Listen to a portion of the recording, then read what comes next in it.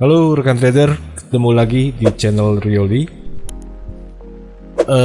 Hari ini saya akan sharing satu tips ya terkait dengan stokastik.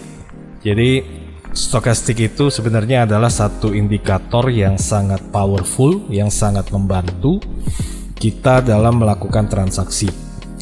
Dan kita semua tahu bahwa stokastik itu adalah satu indikator untuk mengukur kejenuhan pergerakan harga. Jadi kapan harga itu terjadi overbought dan juga kapan harga itu terjadi oversold atau jenuh jual dan jenuh beli. Tapi tidak jarang kita sebenarnya juga sering di-trap atau dijebak oleh yang namanya stokastik osilator itu sendiri. Oleh karena itu, jadi kita perlu tahu teman-teman, kira-kira parameter apa yang kita bisa gunakan untuk menentukan apakah stokastik ini men-trap kita, atau apakah kita masih bisa mengambil sell pada saat overbought atau mengambil buy pada saat oversold, atau sebenarnya justru pada saat overbought itu kita bukan melakukan sell tapi justru kita melakukan buy. Nah, jadi ada tips yang akan coba saya berikan hari ini adalah, pertama, pada saat kita melihat stokastik itu overbought ya, yang notabene secara teori berarti dia sudah jenuh, kemudian secara teori juga bahwa rekomendasi pada saat overbought itu adalah melakukan tindakan sell.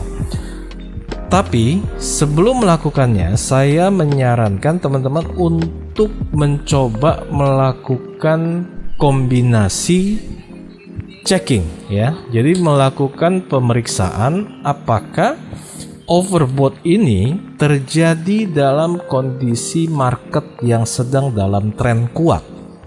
Nah, caranya gimana? Saya menyarankan teman-teman untuk mengkombinasikan dengan investing ya. Caranya gimana? Teman-teman masuk ke investing itu membuat satu portofolio untuk banyak produk ya. Nah, tapi sebenarnya bukan banyak-banyak banget, tergantung yang teman-teman transaksikan. Nah, kemudian perhatikan change persentasi perubahannya ya. Pergerakan market forex terutama ya, jadi bukan gold ya. Rata-rata pergerakan seharinya itu maksimalnya adalah sekitar 1% ya. Jadi pergerakannya cukup maksimal adalah 1%, kadang-kadang nggak nyampe. Nah, berarti kalau dengan demikian kita bisa mengambil titik tengahnya, yaitu di berapa? Di angka 0,5%. Jadi 0,5%. Misal contoh, Anda lihat pergerakan Euro USD di sini plus 0,59% dan seterusnya ke bawah.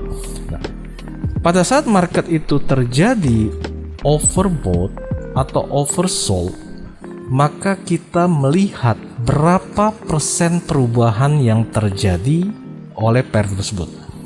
Jika market itu bergerak sudah di atas 0,6 ya, jadi antara sebenarnya 0,5 kurang pas, saya lebih suka menggunakan 0,6. Jadi kalau market sudah bergerak di atas 0,6%, maka saya tidak menyarankan lagi untuk menggunakan stokastik sebagai parameter reversal.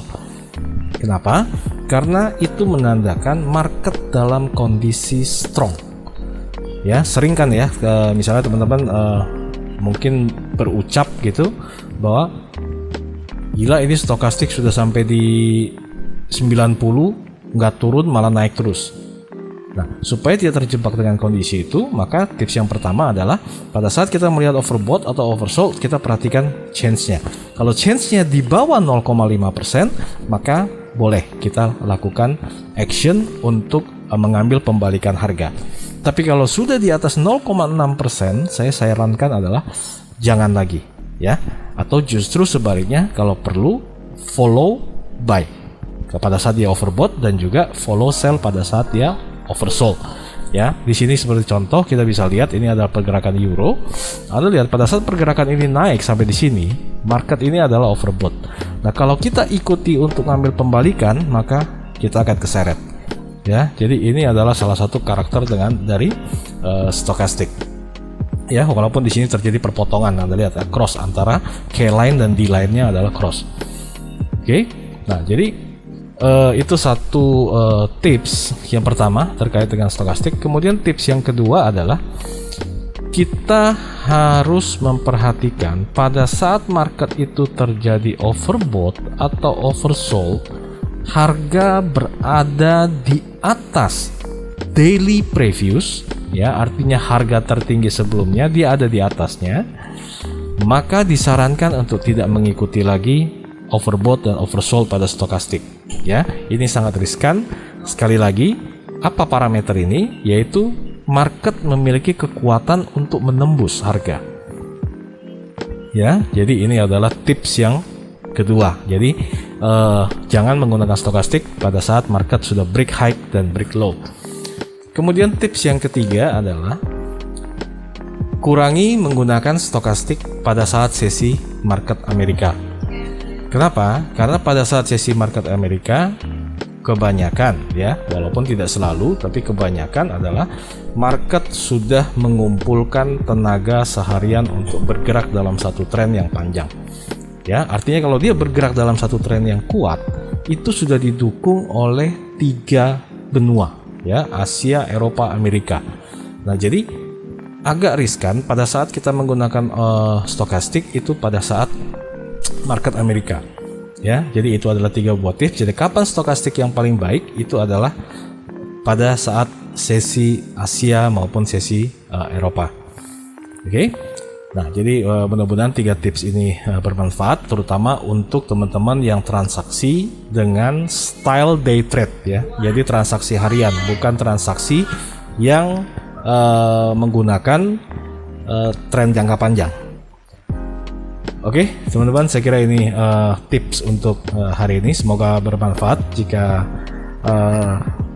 channel ini cukup memberikan satu tambahan informasi bagi teman-teman, silakan di-share, dan jika ada pertanyaan silakan sampaikan di kolom komen. Terima kasih, sampai ketemu di video berikut.